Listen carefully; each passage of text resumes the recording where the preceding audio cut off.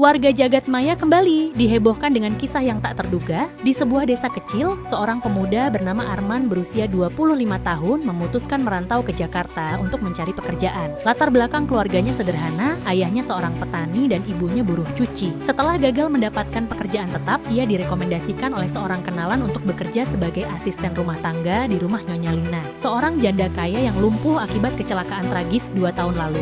Hari pertama Arman di rumah besar Nyonya Lina penuh dengan kecanggungan. Rumah itu megah namun terasa kosong dan sunyi. Nyonya Lina jarang muncul dari kamarnya, hanya ditemani oleh Pak Darto, pengurus rumah tangga senior, dan beberapa pembantu lainnya. Saat pertama kali bertemu, Nyonya Lina berkata dingin, "Saya hanya butuh seseorang yang bisa membantu saya saat diperlukan." Arman tak banyak bicara, merasa bahwa wanita ini keras dan sulit didekati, tapi ada sesuatu dalam matanya, kesepian yang begitu dalam. Pastikan Anda telah menekan tombol like dan subscribe, dan mari kita simak kisah lengkapnya hingga akhir.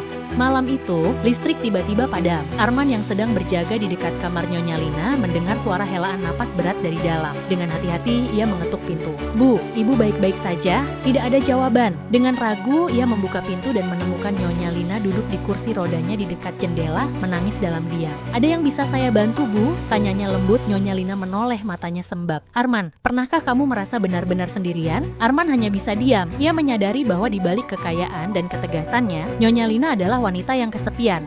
Hari demi hari berlalu, hubungan mereka mulai berubah. Nyonya Lina lebih sering berbicara dengan Arman, bahkan kadang tersenyum kecil, hal yang jarang terlihat sebelumnya. Arman juga merasa nyaman berada di dekatnya. Ia membacakan buku, menemaninya berjalan-jalan di taman, bahkan memasakkan makanan favoritnya. Suatu malam, hujan deras mengguyur Jakarta. Petir menyambar keras dan Arman mendengar panggilan dari Nyonya Lina. "Arman, tolong temani saya sebentar." Di kamarnya, Nyonya Lina duduk di kursi rodanya dengan mata penuh kebingungan. "Aku takut sendirian saat hujan seperti ini," katanya lirih.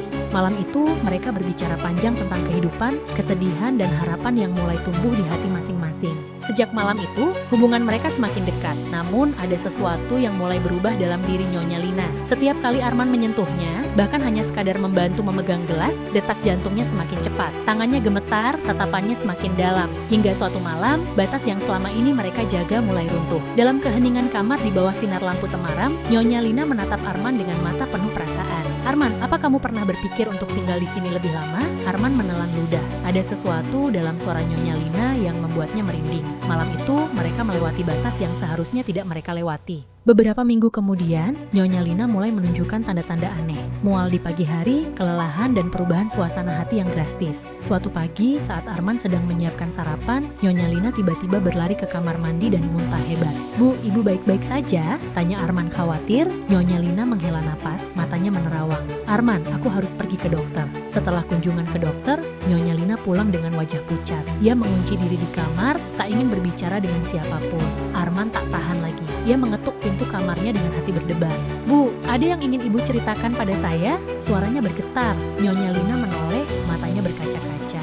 "Arman, aku hamil." Kabar kehamilan Nyonya Lina menjadi rahasia besar di rumah itu. Hanya Arman dan Pak Darto yang tahu. Namun, anak Nyonya Lina, Nadia, pulang lebih awal dari yang direncanakan. Ia curiga melihat perubahan sikap ibunya dan fisiknya yang mulai terlihat. Suatu hari Nadia menemukan hasil tes kehamilan di kamar mandi ibunya. Ia berlari ke kamar ibunya dengan air mata mengalir. "Ibu, jelaskan ini. Siapa ayah dari bayi ini?" tanyanya dengan suara bergetar antara marah dan syok. Nyonya Lina terdiam. Arman yang kebetulan mendengar percakapan itu hanya bisa berdiri di ambang pintu, tak sanggup membuka mulut. Nadia menoleh ke arah Arman dan bertanya, "Arman, apakah ini anakmu?" Arman menundukkan kepala. Itu sudah cukup sebagai jawaban bagi Nadia. "Astagfirullah, ibu, bagaimana mungkin?" Nadia meninggalkan rumah, tak bisa menerima kenyataan bahwa ibunya hamil oleh pemuda yang bekerja sebagai asisten di rumah mereka. Nyonya Lina menangis berhari-hari, mencoba menghubungi Nadia, tapi panggilannya tak pernah dijawab. Keluarga besar Nyonya Lina juga menekannya untuk menggugurkan kandungannya, tapi ia menolak. "Aku akan mempertahankan anak ini apapun yang terjadi,"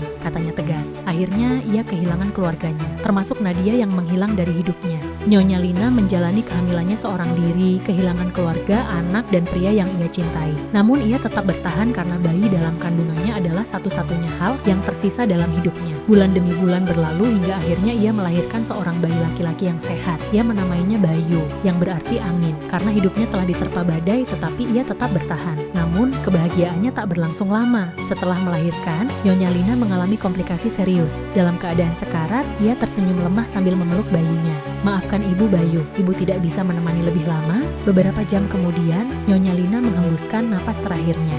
Arman datang ke pemakaman dengan hati hancur. Di sana ia melihat Nadia berdiri dengan wajah tanpa ekspresi. "Ibu sudah pergi," kata Nadia dingin. Arman jatuh berlutut di depan makam Nyonya Lina, menangis seperti anak kecil. "Nadia, di mana anaknya?" tanyanya dengan suara bergetar. Nadia menoleh ke arah seorang wanita yang menggendong bayi. "Bayu sekarang di tangan keluarga ibu. Dia tidak akan pernah tahu siapa ayahnya." Arman menatap bayinya dengan air mata mengalir, tapi Nadia melangkah mundur. "Kamu sudah cukup menghancurkan hidup ibu. Jangan coba-coba menghancurkan hidup anak ini juga." Kisah ini mengajarkan bahwa cinta tanpa kesiapan bisa menjadi bencana. Terkadang orang yang kita anggap remeh ternyata memiliki perasaan yang lebih tulus daripada yang kita duga. Hidup adalah tentang pilihan, dan setiap pilihan memiliki konsekuensi yang harus kita tanggung. Jangan lupa like, subscribe, dan saya doakan semoga Anda semua hidup bahagia, cepat jadi orang kaya raya, dan terbebas dari masalah hutang selama-lamanya.